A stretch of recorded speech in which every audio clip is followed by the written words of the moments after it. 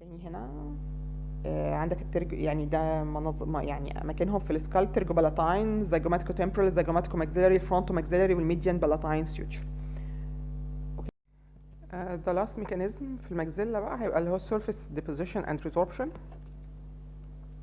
which is mainly affect the maxillary tuberosity. Okay. This is considered a major site بتاع ال growth center في الماكسيلا اللي هو affected by deposition and resorption. As the bone deposited on one side اللي هو البوستيريور سايد ده بيعمل pushing للبوستيريور structure against البوستيريور structure، نفس الكونسبت بتاع ايه كوندايل. الكوندايل كان بيحصل جروس فيها دايركشن بتاع جروس، قلنا ايه؟ backward و upward، superiorly posteriorly. هنا بيحصل برضو ايه؟ posteriorly. تمام كده الجروس، فبالتالي ده بيعمل pushing للبون اللي هو related posterior للماكسيلا، هو اللي هو يعني act as a wall يعني، فبيعمل الانتيريور ثراست بتاع الماكسيلا. فده النهارده اقدر اقول عليه ان هو اسمه ايه بقى، ده البرايمري ايه ديسبيسمنت، لان هو النهارده كومباين البون ريموديلنج، ان هو بيحصل ديبوزيشن وريزوربشن على الماكسيلاري بون نفسها، وفي نفس الوقت ان نتيجه الاكسترنال فورس او الاكسترنال انفلونس بتاع السراوندينج بون، الاثنين كومباين مع بعض هيبدا يحصل الجروس. جروس في which direction downward or forward، يعني سوري الموفمنت بتاع الماكسيل downward or forward. however الجروس بتاع التيبروسي نفسها بيبقى posteriorly، نفس الكونسبت بتاع الكوندايل.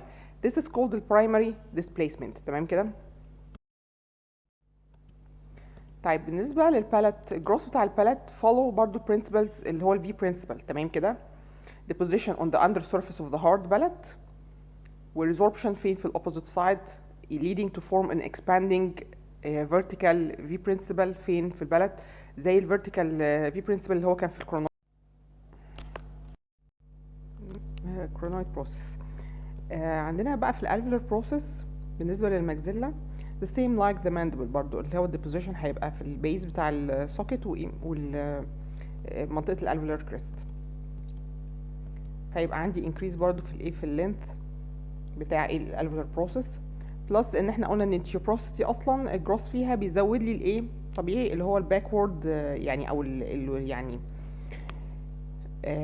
اللينث سوري بتاع المانديبل. الالفيولار بروسيس بيزود الهايت، اللينث بتاع المانديبل هيزيد باكورد عشان اكوموديت اللي هو الايه البيرمننت ابر مول.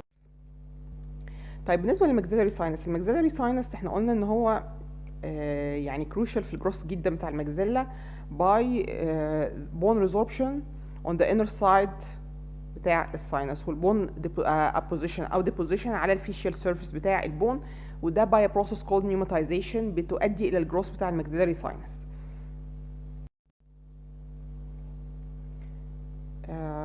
ان جنرال يعني احنا قلنا الاماكن اللي بيحصل فيها ديبوزيشن وريزوربشن اللي هي البون تيوبروستي. الديبوزيشن بيحصل في الفلور بتاع الاوربت برضه، ده بيأثر على الجروس بتاع الماكسيلا. ديبوزيشن على الاندر سيرفيس بتاع البلت، وده ايه احنا قلناه، والالفيولار. Thank you very much for listening.